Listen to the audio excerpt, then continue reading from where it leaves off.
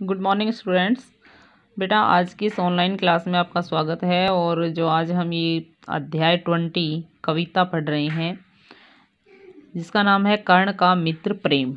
कर्ण का मित्र प्रेम, इसके रचयिता रामधारी सिंह दिनकर हैं। तो इस कविता में कृष्ण और कर्ण के संवाद के विषय पर चर्चा हो रही है कि कर्ण है वो कृष्ण से दुर्योधन के विषय में क्या बातें कर रहा है। जो महाभारत का युद्ध हुआ था उस समय वो इस दुविधा में था कि मैं कौरव पक्ष का साथ दूं या फिर पांडु पक्ष का, क्योंकि कौरव पक्ष में जो वो दुर्योधन थे वे उसके मित्र थे और पांडु पक्ष में था वो सभी उनके भाई थे। तो इस दुविधा में था और वो कृष्ण से क्या बातें कर रहा है, क्या बता रहा है। तो यहाँ अपने मित्र दुर्योधन के विषय में वो बातें बता रहा है। तो आपस में उनका क्या संवाद चल रहा है, उनकी क्या बातें हो रही हैं, तो उस विषय में ये कविता है। तो सुनिए बेटा कि हे कृष्ण जरा यह भी सुनिए, सच है कि झूठ मन में गुनिए। धूलों में था मैं पड़ा हुआ, किसका स्नेह पा बड़ा हुआ। किसने मुझको सम्मान दिया, नृपता दे महिमा वान किया। तो कवि कह रहे हैं कि कर्ण है वो कृष्ण से कह रहे हैं कि हे कृष्ण आप जरा सुनिए कि जो मैं आपको बता रहा हूँ वो है बात सत्य है या फिर झूठ है। आप मन में विचार कीजिए, इस विषय में आप मन में सोचिए। धूलों में था मैं पड़ा हुआ, यानी कि जिस समय मैं गरीबी में था या जिस समय मैं असहाय था, किसका स्नेह पा बड़ा हुआ। उस समय जो मैं स्नेह पाकर, किसका प्यार पाकर, किसका सानिध्य में मैं रहकर बड़ा हुआ, मैं आपको बता रहा हूँ कि किसने मुझे सम्मान दिया और किसने मुझे निरपता दे महिमावान किया। किसने मुझे यानी कि अंगराज घोषित किया और अपना मित्र बनाकर मुझे गौरवान्वित किया। वह कृष्ण कौन थे? वो कह रहे हैं कि कृष्ण वो कौन थे? दुर्योधन ही थे। तो वो दुर्योधन की मित्रता यानी कि अपनी मित्रता के बारे में प्रेम दर्शा रहे हैं। है ऋणी कर्ण का रोम रोम, जानते सत्य ये सूर्य सोम।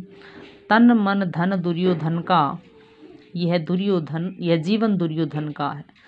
तो यहाँ कर्ण कह रहे हैं कि मेरा एक एक जो अंग है, रोम रोम, मेरे शरीर का पूरा जो रोम रोम है वह दुर्योधन का, मेरे मित्र का कर्जवान है। जानते सत्य ये सूर्यतम, और इस सत्यता को, इस सच्चाई को सूर्य और चंद्रमा सभी जानते हैं।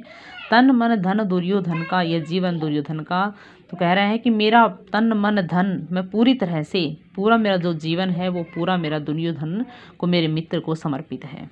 सुरपुर से भी मुख मोड़ूंगा, केशव मैं उसे नहीं छोड़ूंगा। कह रहा है कि मैं देवताओं के समूह से मुख मोड़ सकता हूँ, लेकिन हे कृष्ण मैं दुर्योधन का साथ नहीं छोड़ूंगा।